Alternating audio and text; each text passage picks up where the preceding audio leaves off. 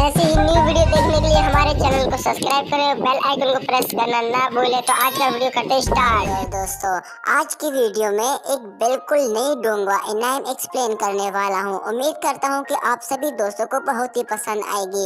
तो बिना देर के अब स्टार्ट करते हैं। तो एपिसोड की शुरुआत में एक टीवी एंकर न्यूज खबर देती है कि पिछले एक हफ्ते में किसी अनजान आदमी ने 300 इम्पोर्टेंट एंशिएंट ब्रॉन्ज बुक को एंशिएंट लियांग किंगडम से चुरा लिया है, जिस पर पुलिस जरा भी ध्यान नहीं दे रही है और ना ही अब तक उस अनजान आदमी के बारे में कुछ मालूम हुआ है।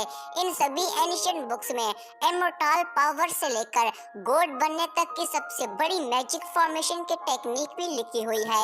और तभी हम अगले सीन में उस चोर लड़के को देखते हैं जिसका नाम लिंगफू बताया जाता है। तभी हम देखते हैं कि लिंगफू एक एंशिएंट बुक्स के लेबोरेटरी में अटैक कर देता है। अब वहीं दूसरी तरफ एक कमरे में कुछ साइंटिस्ट किसी एंशिएंट ब्रॉन्ज बुक के बारे में रिसर्च कर रहे होते हैं, पर तभी वहां सिक्योरिटी डिफेंस अलार्म बजता है, जिस पर वो सभी साइंटिस्ट डर के मारे वहां से भाग जाते हैं। पर तभी हम देखते हैं कि वहां एक साइंटिस्ट वहीं रुक जाता है और वो और कोई नहीं वही लिंगफू होता है जो उस एंशिएंट ब्रॉन्ज बुक को चुराने के लिए आया है। अब लिंगफू उस शील्ड बैरियर को अपने हाथ से डिस्ट्रॉय करने की कोशिश करता है, पर तभी वहां की सिक्योरिटी लेजर बीम उस पर अटैक करने लगती है, जिस पर लिंगफू उनसे बचते हुए बड़े आसानी से खुद को बचा लेता है और फिर वो एक ब्लास्ट से उनको खत्म कर देता है। और फिर वो अपने एक सड़े हुए उंगली की मदद से उस एंशिएंट बुक को अपनी तरफ खींचकर उस एंशिएंट बुक को पकड़ लेता है। पर तभी हम देखते हैं कि उस एंशिएंट बुक का एक पूरा स्पिरिचुअल पेज वहीं फैल जाता है और बहुत सारी स्पिरिचुअल एनर्जी रिलीज करने लगता है।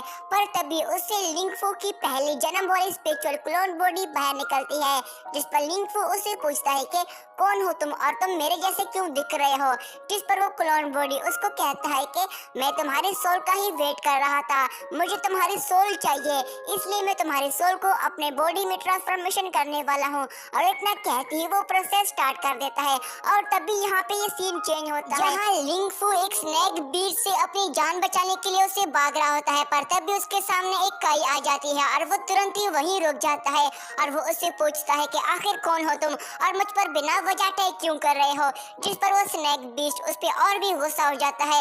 अब जैसे वो स्नेक बीस्ट उस पे अटैक करता है, लिंगफू उसके अटैक से हट जाता है, जिसकी वजह से वो स्नेक बीस्ट उस काई में गिर जाता है। अब ये देखकर लिंगफू उसको अपना मुंह चिढ़ाने लगता है, पर तभी उसका पैर फिसलकर वो उस नीचे काई में गिरने लगता है।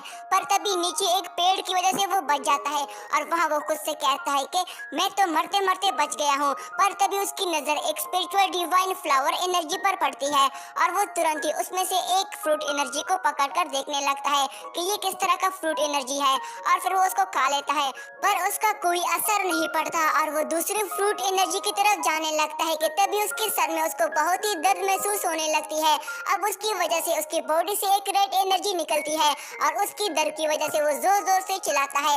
अब तभी उसकी आवाज की वजह से वो स्नेक बीस्ट उस पर दोबारा अटैक करने आ जाता है, पर वो खुद को उसके अटैक से बचा लेता है और वो उससे छुपने की कोशिश करता है, जिस पर वो खुद से कहता है कि मैं तो आज मरने वाला हूँ। पर तभी लिंगफू एक रस्सी की मदद से नीचे जमीन पर आ जाता है। अब यहाँ पे लिंगफू को अपनी बॉडी की ताकत और पावर्स के बारे में पता चल जाता है, जिसकी वजह से वो इस बार वो अपनी बॉडी की स्पिरिचुअल टेक्निक की पावर्स का यूज करते हुए लिंगफू उस स्नेक बीस्ट की कमजोरी को समझ लेता है और फिर अपने पावर्स का यूज करते हुए उसके गले पर लगातार अटैक करके उसको जख्मी कर देता है और फिर उस स्नेक बीस्ट की पूंछ को पकड़कर उसको चट्टान पे जोर जोर से मारने लगता है और आखिर में अपने पंचों से उसको मार देता है। जिसके बाद अगले सीन में लिंगफू एक जेडी लॉकेट को देख रहा होता है और फिर खुद से कहता है कि ये लॉकेट उस स्नेक बीस्ट के अंदर से निकला है, लगता है ये किसी अमीर आदमी का लॉकेट था जो उस स्नेक बीस्ट ने खा लिया होगा। पर तभी उसको पता चल जाता है कि यहाँ से कोई गुजर रहा है, इस वजह से वो उनसे छुपने की कोशिश करता है।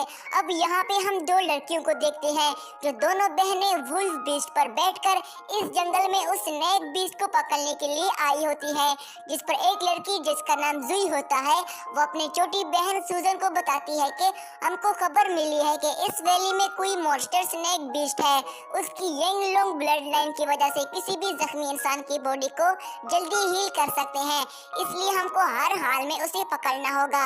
जिस पर सूजन जवाब देती है कि हाँ, मैं अपने ग्रैंडपा को वो तोहफा दूंगी और वो उस स्नेक बीस्ट की लोकेशन देखने के लिए सूजन अपनी मैजिकल रोबोट को बाहर निकाल देती है, जिस पर वो रोबोट तुरंत ही वहाँ चारों तरफ अपनी एनर्जी फोक को फैला देता देता है, जिसकी वजह से वो किसी भी चीज को डिटेक्ट कर सकता है। अब जैसे ही लिंगफो की जेडी लॉकेट को उसकी एनर्जी की ऑरा महसूस होती है, वो लॉकेट अपने पावर से ही उस रोबोट को डीएक्टिवेट कर देता है और वो रोबोट ऑफ हो जाता है।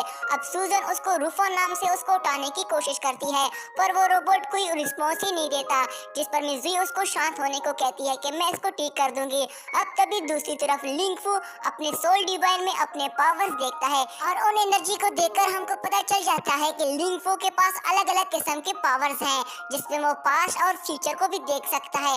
और यहाँ उसको मालूम हो जाता है कि वो रोबोट डिस्ट्रॉय होने वाला है, तो वो जुई की जान बचाने के लिए तुरंत ही वहां जाकर उसको पकड़कर उस ब्लास्ट से बचा लेता है और एक झरने के नीचे आ जाते हैं, जो एक रोमांटिक सीन बन जाता है। पर तभी लिंगफू बेहोश हो जाता है और नीचे गिर जाता है।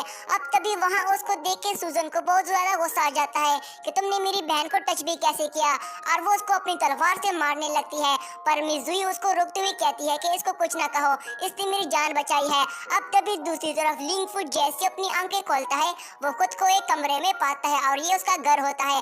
अब लिंगफू को कुछ समझ नहीं आ रहा होता है कि वो अपने घर में कैसे आ गया, जिस पर वो खुद से कहता है कि कहीं मैंने ख्वाब तो नहीं देखा।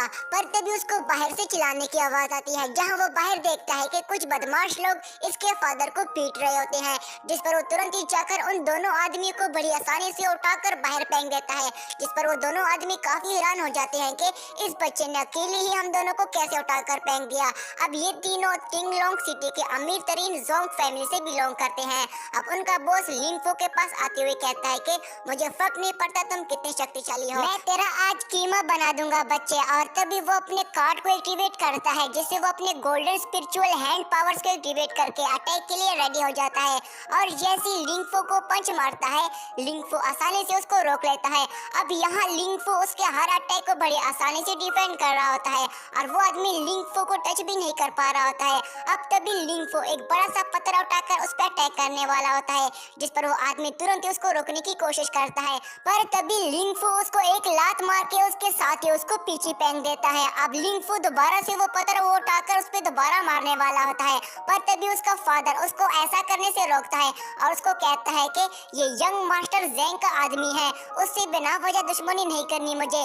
जेंग फैमिली को स्ट्रेंज स्नेक का मीट और मेडिसिन फ्री में देने के लिए मैं तैयार हूँ, जिस पर वो बैग उसको दे देता है और वो आदमी मेडिसिन लेकर वहाँ से भाग जाते हैं। अब लिंगफू का फादर जख्मी होने की वजह से वहीं गिर जाता है और लिंगफू उसको उठाने के लिए वहाँ उसके पास जाता है। और यहीं पे दोस्तों हमारा ये वाला पार्ट भी एंड हो जाता है। अब दोस्तों इस सीरीज के आगे बाकी सारे एपिसोड भी देखने हैं, तो मेरे इस वीडियो को लाइक कीजिएगा और मेरे चैनल को सब्सक्राइब कीजिएगा। शुक्रिया।